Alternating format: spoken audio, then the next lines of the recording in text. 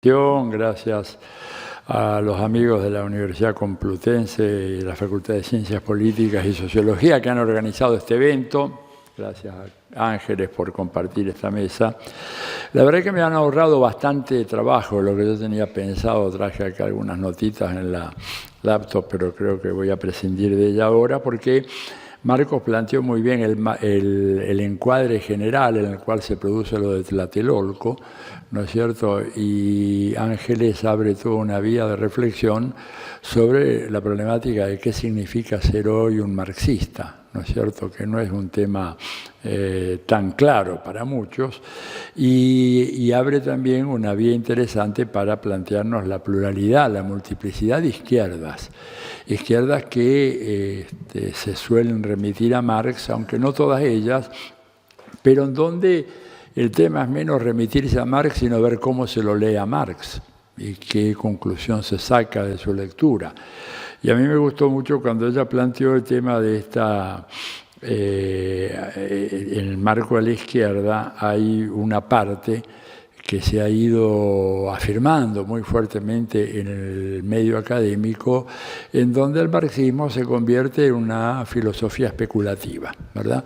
Es un poco aquella vieja idea de Perry Anderson en aquel libro del año 75, 76, se tradujo bajo el título del marxismo occidental o consideraciones sobre el marxismo occidental, en donde él con mucha razón comparaba lo que era la tradición marxista hasta el triunfo de la Revolución Rusa, o si quieren la derrota de los intentos revolucionarios en Europa a comienzos de la década de los 20, en donde un marxista se dedicaba a estudiar el fenómeno de las relaciones sociales burguesas, de las relaciones de dominación, la explotación, la dinámica del capitalismo, las contradicciones del capitalismo, el imperialismo, etc.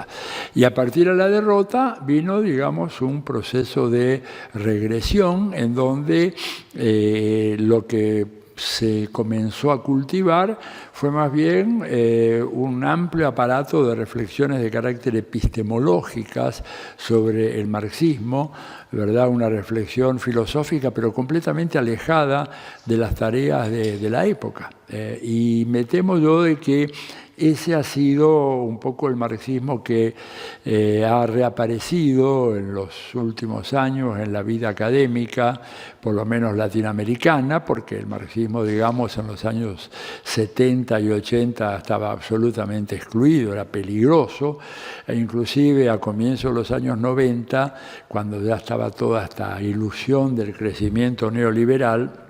Recuerdo como si fuera hoy yo en el México de Salinas de Gortari, al cual yo volvía después de haber estado un cierto tiempo. Yo viví muchos años en México, iba periódicamente, pero hacía unos años que no iba en ese momento, y regreso en el apogeo del salinismo, después de la caída de la Unión Soviética, ¿no es cierto? Y ese famoso encuentro que hizo Paz, Octavio Paz, sobre los pensadores de la libertad. Entonces me invitan en la UNAM a dar una charla en el Palacio de Minería, nada menos. Los que conozcan México saben lo que es un edificio hermoso, colonial, y había muchísima gente, ¿no?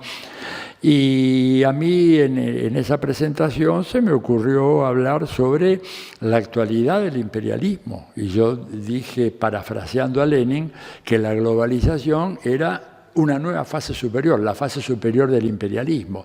Bueno, les aseguro que los murmullos y en algunos casos el abucheo que encontré entre mis estudiantes de la UNAM fue algo realmente impresionante, porque yo era, claro, una especie de fósil que había renacido, como la película aquella de Spiegel, lo habían rearmado, y de repente este tipo venía a hablar imperialismo, si estamos en la era de la globalización, en víspera de la firma del Tratado de Libre Comercio entre Estados Unidos, Canadá y México. Ese discurso sonaba como una palabrota de muy baja estopa, de verdad, en un ambiente académico en donde había que hablar sobre los procesos de globalización, la articulación de las economías globales. Ahora, ¿verdad? Y yo, claro, yo dije cosas muy groseras, tipo que todo muy bien con la globalización, el único problema es que veo en México no se han globalizado los salarios con los salarios que hay en Suecia o Finlandia, que nadie puede estar en desacuerdo con una globalización en donde los salarios suban todos para que nos globalicemos al estilo sueco, finlandés, ¿no es cierto? Pero acá lo que yo estaba viendo, decía en el caso de México, es que los salarios siguen siendo profundamente locales y nacionales y los precios de ciertas mercancías absolutamente globales. Bueno, la respuesta, les vuelvo a repetir, fue murmullos de desaprobación y abucheos. ¿Y eso por qué? Bueno, porque en el fondo el ser un intelectual marxista, ya a partir de aquel momento, era dedicarse ya no a pensar, a analizar la realidad para transformarla, sino que hubo un proceso de renuncio por el cual no solo se abandonó la idea de cambiar el mundo, se abandonó también la idea de interpretar el mundo. Porque si uno lee a algunos de los filósofos y politólogos y sociólogos posmodernos, lo que ve en ellos es hasta mismo una renuncia a decir, no sabemos cómo interpretar esto, ¿eh? No sabemos cómo se interpreta esto. La sociedad ya se ha convertido en un texto susceptible de múltiples lecturas y por lo tanto mal podemos decir que tenemos una interpretación acabada, verdadera, científica, ¿verdad? El marxismo sigue siendo una ciencia que tiene una vocación de transformar el mundo, pero esa transformación del mundo no obedece a un delirio de dos pensadores alemanes, sino que obedece a un diagnóstico, es más, yo diría, el único diagnóstico serio que hay sobre la sociedad capitalista, que es el marxismo. Cualquier otro es charlatanería pura y simple. Y lo digo con toda la responsabilidad en un medio académico, y si no, pongámonos a hacer una comparación sobre los pronósticos de la evolución de la economía mundial planteados por los teóricos de inspiración, los economistas de inspiración liberal a lo largo de todo el siglo XIX, y comparemos esos pronósticos, ¿verdad?, que aseguraban que la expansión de la economía capitalista iba a producir un mundo más igualitario, en donde las diferencias entre las naciones se iban a achicar y que el desarrollo se iba a producir en la periferia y que los ricos, hartos de tanta riqueza, iban a dejar que viniera el derrame hacia abajo para que los pobres también se fueran de a poquito enriqueciendo. Todas esas paparruchadas que hemos oído, ¿verdad?, y que han merecido premios Nobel año tras año, premio Nobel de Economía. Estoy temblando cuál va a ser el mamarracho al que le van a dar un premio Nobel de Economía en 2 o 3 días más para decir alguna de estas tonterías, ¿verdad? Alguna de estas tonterías. Y cuando uno compara el mundo real es un mundo mucho más marxista hoy que lo que fue en la época en que Marx y Engels empezaron a escribir sobre el capital. No cabe la menor duda. A ver, si a Marx y Engels, en medio de una de aquellas noches de juerga que están tan bien retratadas en la película aquella, El joven Marx, que si no la vieron, les recomiendo que la vean, la película alemana hermosa, que habla del Marx y Engels real, a los cuales de repente les gustaba tomar buen champán, buen vino y se ponían a hablar y a escribir hasta alta. Les hubiéramos dicho a ellos, en medio de una borrachera, miren, en el mundo va a haber 8 personas, entre los cuales un español, Amancio, ¿cuánto? Ortega. Amancio Ortega. Joseph Bezos, el Facebook, ¿cómo se llama? Zuckerberg, Bloomberg, etc. 8 que van a tener la misma riqueza, ¿no es cierto?, la misma riqueza de la mitad de la población mundial. Marx y Engels en aquella fenomenal borrachera nos hubieran dicho, como en una cantina mexicana, Marcos sabe muy bien, salucita, compadre, porque esto es el desmadre total. No lo hubieran creído, no lo hubieran creído. No lo podían creer, porque digo, el capitalismo no podía llegar a ese extremo al que hemos llegado hoy. Y tenemos a todos los economistas ortodoxos hablando no de un mundo, la armonía de intereses, la conciliación de las clases, la reducción de la desigualdad, el combate a la pobreza. ¿Desde cuándo el capitalismo combate la pobreza? Si el capitalismo progresa cuando genera pobreza. El capitalismo no progresa cuando hay una reducción de la pobreza, todo lo contrario. Si hay pobreza, salarios más bajos, ¿verdad?, y ganancias más altas. En una economía que se ha financiarizado por completo, en donde no importa lo que se produzca, porque yo banco, ¿no es cierto?, banco, emito tarjetas de créditos y tengo una tasa de ganancia fenomenal. Miren mi país, la Argentina, pobre país. La tasa de interés que están ofreciendo, están exigiendo a los bancos para préstamos, escuchen bien, estoy absolutamente sobrio, no he tomado una gota de alcohol en 24 horas, es 72%, tasa de interés. ¿Ustedes pueden creer que una economía puede funcionar de esa manera? Sí, para los grandes fortunas, que han hecho una fortuna gigantesca, gigantesca. Ha sido un país saqueado. Pero bueno, eso es lo que hace el capitalismo. No hace otra cosa. Lo otro son capitalismos, medios controlados, porque hay movimientos de izquierda, movimientos obreros. Yo no quiero distraerlos con estadísticas, pero por ejemplo, hay un estudio hecho en Estados Unidos que es maravilloso, que demuestra cómo se cruzan en forma de tijera dos curvas. Una curva, la ganancia promedio de los CEOs, o sea, los grandes ejecutivos de las empresas. Escuchen bien, estos grandes ejecutivos de las empresas incrementaron sus remuneraciones 90 veces en los últimos 30 años. O sea, el que antes ganaba 10, ahora gana 900, ¿verdad? 10 por 90, 900, correcto. 90 veces en 30 años. ¿Cuánto se incrementó la remuneración de la clase trabajadora? 10%.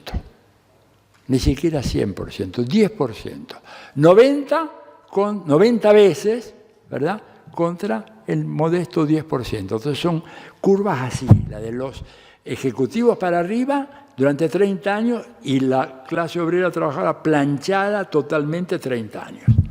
El salario real hoy de un trabajador en la ciudad de Nueva York es el mismo del año 1978, dicho por el presidente Barack Obama, que más que actuar como presidente, actuaba como un analista político, competidor mío, comentando los datos de la realidad económica de Estados Unidos, cuando él tendría que cambiar eso, y no lo cambió. Entonces digo, evidentemente que toda esta vertiente de la filosofía especulativa en el marxismo evita entrar en estos temas tan desagradables, tan ríspidos, que nos obligan a tomar posición. Entonces es mucho más fácil hablar de que el mundo es un mundo de contingencias inesperadas, de que la historia se acabó, de que no hay sujetos preconstituidos, ni posconstituidos, no hay nada, ¿verdad? Lo único que hay es el capital, y claro, y eso te permite hacer una brillante carrera académica. Hoy en día, en los países, por lo menos en los países de América Latina, no sé si España puede ser una excepción, pero a ver, aquel candidato que quiera presentarse una beca diciendo algo así como que el desarrollo de los conflictos sociales entre los trabajadores y los empresarios en la industria metalmecánica de la Argentina revela dosis crecientes de radicalidad en las demandas obreras, etc., está condenado a ser apartado como un vulgar ideólogo, publicista, divulgador, periodista, como me suelen decir a mí. Si en cambio dice algo así como que en el desarrollo del imaginario social y ante la evidente carácter contingente de todas las determinaciones sociales que en su indefinición producen un desarrollo imposible de predeterminar y que de ninguna manera puede ser reducido a leyes universales y causales, rápidamente se le da una beca, subsidio, se lo manda a España, se lo manda a Francia, Estados Unidos, a lograr, digamos, a perfecto. ¿Por qué? Porque es un conocimiento absolutamente inofensivo. Y por lo tanto, pero dice, no, este es un marxista, una variedad del marxista que evidentemente no toca ninguno de los problemas fundamentales y sí se dedica a todas estas cosas que en el fondo sirven para sembrar confusión y generar una especie de esterilidad en el campo de las izquierdas. Por eso me parece muy importante discutir eso, no es el tema central, pero yo, ¿cuántos minutos me quedan, Marcos? ¿Me quedan? 5. Bueno, entonces 5, le voy a mandar un telegrama de 5 títulos, de 7 títulos, ¿verdad? Nada más que eso, en estos 5 minutos, de lo que uno ha aprendido, lo que me parece que podemos sacar como aprendizaje después de Tlatelolco y todo lo que vino después y que estuvo muy bien ya enmarcado en la presentación de Reutemann, y que uno podría decir son enseñanzas que nos deja la historia reciente de América Latina. A título telegráfico, en todo caso, en este evento tendremos ocasión de hablar. Primera cuestión, cualquier proyecto aún los de naturaleza reformista desatarán en los países de América Latina una virulenta respuesta de las fuerzas sociales de la burguesía. O sea, no hacerse ninguna ilusión de que si uno reduce el perfil crítico, la arista crítica, ¿verdad?, de un proyecto social, de esa manera va a tener una respuesta más contemplativa, más favorable, más razonable de parte de la burguesía. No hay ninguna chance de que eso ocurra, como lo demuestra, pero hasta el cansancio, la experiencia histórica. Segunda cuestión del telegrama. Un error fatal en las izquierdas ha sido caer en la ilusión que cuando se gobierna se van a enfrentar con una oposición leal, una oposición que cree en la democracia y que apuesta a las reglas del juego de la democracia. Eso no existe. No hay tal cosa como una oposición leal cuando gobierna una fuerza de izquierda, aun cuando sea una fuerza moderada de izquierda, ¿verdad?, como la que hemos visto, la experiencia del Frente Amplio en Uruguay, o la experiencia del PT en Brasil, o la del kirchnerismo en la Argentina, que no eran experiencias de izquierda radical, y sin embargo la respuesta, la deslealtad de la oposición, que buscó toda la manera de desestabilizar y de destronar esos gobiernos, fue permanente. Tercera lección. Todo proceso de cuestionamiento al capitalismo origina una respuesta internacional, aunque se haga en el país más pequeño de América Latina, El Salvador, como le decía Roque Dalton, el pulgarcito de América Latina. Todos los cañones del imperialismo están enfilados para destruir la experiencia democrática de El Salvador, la experiencia del Frente Farabundo Martí de Liberación Nacional, el poder legislativo, el poder judicial, los grandes medios de comunicación, la embajada, la mayoría de los países europeos, la Unión Europea, el Banco Mundial, el Fondo. O sea, ante una pequeña amenaza en un país pequeñísimo, la respuesta es la misma que si fuera, digamos, la vieja Unión Soviética la que amenazaba. O sea, el capitalismo no se anda, el imperialismo no se anda con chiquitas, responde siempre con sus armas más contundentes para desarmar, desarticular cualquier amenaza a su dominación. Cuarta lección, la existencia de un partido revolucionario, el príncipe colectivo de Gramsci, ha probado ser esencial para el éxito de todo proceso revolucionario o de todo proceso de transformación. No hay proceso de transformación que se sostenga al margen de este príncipe colectivo que tiene como función desarrollar la conciencia crítica, desarrollar la conciencia de lo que es el capitalismo, porque en la sabiduría popular no hay una conciencia clara de cuáles son los mecanismos de explotación y de dominación del capitalismo. Yo tengo grandes debates con muchos amigos que hablan de los saberes populares, ¿verdad?, que en algunos terrenos son saberes muy acertados, pero que en otros no. El movimiento campesino, por ejemplo, en Bolivia, que he estudiado un poco más, tiene una sabiduría ancestral maravillosa en materia de cultivos, de agricultura, de crianza, de relación con la naturaleza. Pero en el fondo es un movimiento que cree que la pobreza es un tema endémico a cualquier tipo de sociedad. Y yo creo que no se puede caer en la ilusión de pensar de que el pueblo que ha sido sometido y embrutecido durante 500 años, como el Che Guevara lo dijo en tantas ocasiones, desarrolla espontáneamente una conciencia clara de lo que es la sociedad en la que vive. Eso es una tarea, por algo Gramsci planteaba, el príncipe colectivo. Es decir, no meter desde afuera la conciencia revolucionaria, sino suscitar en la clase trabajadora, en los condenados de la tierra, la posibilidad de una reflexión que el sistema educativo no se lo da, ¿verdad? Y además ayudar a la organización, porque sin organización, como decía Lenin, la única arma que tenemos nosotros es la organización. No tenemos grandes bancos, no tenemos grandes universidades, no tenemos grandes medios de comunicación, no tenemos grandes fortunas. Lo único que tienen los trabajadores asalariados del pueblo es su capacidad de organizarse. Y esto es lo que la burguesía ha trabajado muy bien para evitar que nos organicemos y que caigamos en una desorganización que nos castra políticamente. Quinta cuestión, la educación. La concientización política al estilo de Paulo Freire es una condición esencial para el triunfo de cualquier proyecto de transformación.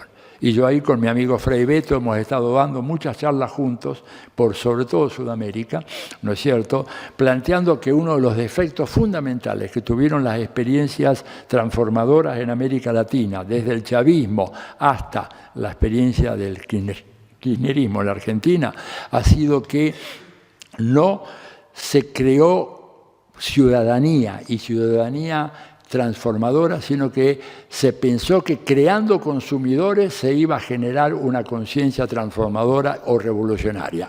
Craso error. Es un tema que si quieren los podemos discutir en otro momento, un tema fundamental.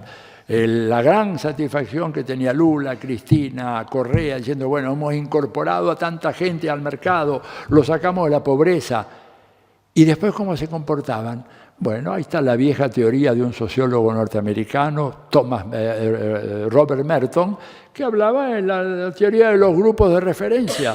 Esos sectores acceden al consumo sin educación política y votan como clase media reaccionaria y conservadora. Esta es la experiencia de Venezuela, la de Argentina, la de Uruguay, la de Bolivia. Le votan a Evo en el Alto, que era un páramo antes de que llegara Evo, ahora tiene universidades, tiene un sistema de teleféricos maravilloso, probablemente el más completo y moderno del mundo, y le votan en contra. ¿Por qué? Porque no hubo educación política. Entonces, ese tema es un tema fundamental. Sexto, para que este partido y gobiernos transformadores, revolucionarios, puedan cumplir con la misión histórica, se requiere un esfuerzo permanente para evitar la deformación burocrática y fortalecer el debate y la democracia protagónica de base.